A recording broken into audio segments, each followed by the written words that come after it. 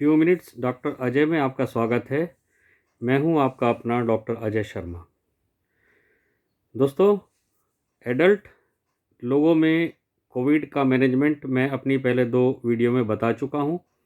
अब सबसे बड़ी समस्या बच्चों की आ रही है और बच्चों के अंदर कोविड को कैसे मैनेज करें, कैसे ये देखें कि बच्चों को माइल्ड इलनेस है, मॉडरेट इलनेस जिसमें निमोनिया हो रहा है वो है, या फिर सीवियर इलनेस है कि जिसमें सीवियर निमोनिया, एआरडीएस, सेप्सिस या सेप्टिक शॉक और एमओडीएस जैसी भयानक कंडीशन बच्चों की हो जा रही है। तो दोस्तों, 2 महीने से लेके 18 साल तक के बच्चों को कोविड मैनेजमेंट कैसे करें और कैसे हम ये डिसाइड करें कि आपके बच्चे को माइल्ड इलनेस है, मॉडरेट इलनेस है या सीवियर कोविड हो गई है। इसके लिए आप मेरी बातों पर ध्यान दें। सबसे ज़्यादा इम्पॉर्टेंट होता है आप घर पे अपने बच्चे को कैसे डिसाइड करेंगे कि इसको कौन सी कैटेगरी का कोविड हुआ है। इसका सबसे बड़ा क्राइटेरिया है आपको बच्चे की ब्रीदिंग रेट पर ध्यान देना है। 1 मिनट में कितनी बार वो सांस ले रहा है।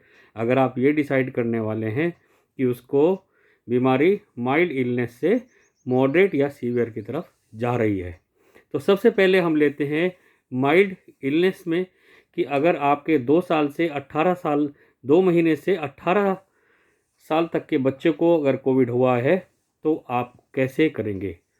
माइल्ड कोविड में बच्चे को सोर थ्रोट होगा, नाक से पानी बहेगा, खांसी होगी, लेकिन उसकी ब्रीदिंग फास्ट नहीं होगी, उस नॉर्मल सांस ले रहा होगा। अगर वो बच्चा सिर्फ इतना है तो उसको माइल्ड इलनेस समझिए।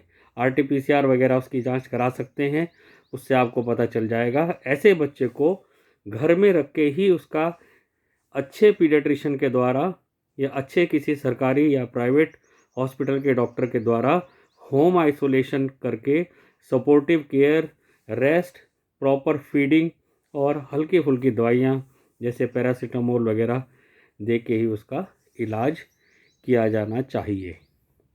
अब दूसरी कैटेगरी में है कि आपके बच्चे को मॉडरेट इलनेस जिसमें कि निमोनिया हल्का सेट हो चुका है, कैसे आप डिसाइड करेंगे।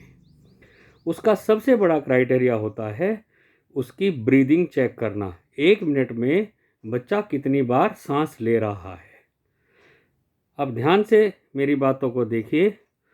2 महीने से कम बच्चा 2 महीने से कम बच्चे का जो सांस लेने का दर है, रेस्पिरेटरी रेट है, वो अगर 60 पर मिनट 60 पर मिनट से ज़्यादा होगा।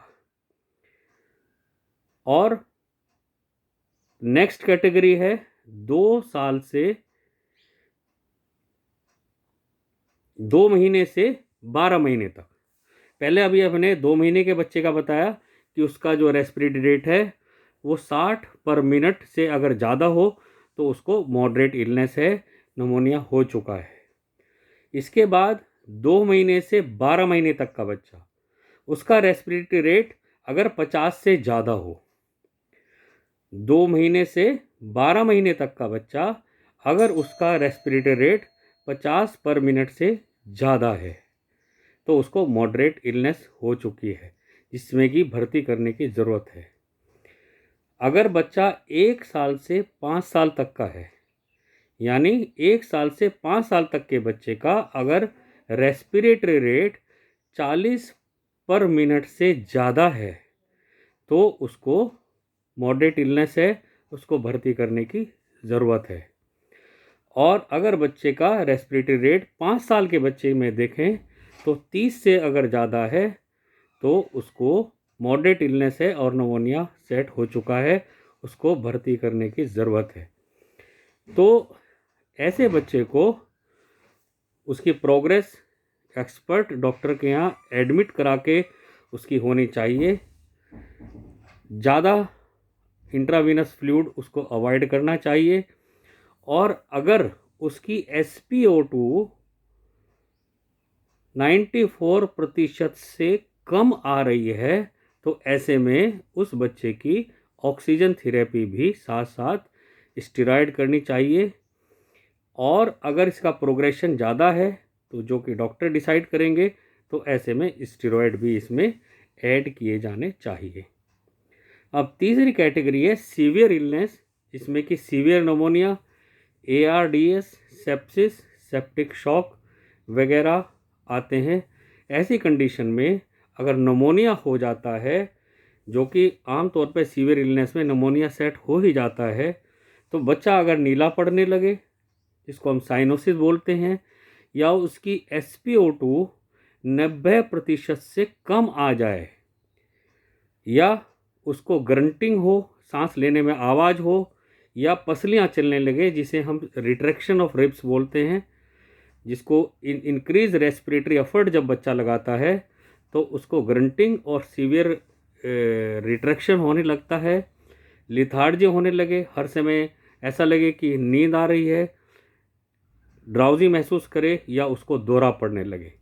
ऐसी कंडीशन में उसको सीवियर इलनेस है और इस कंडीशन में उसको ICU या HDU में भर्ती किया जाना चाहिए। धन्यवाद।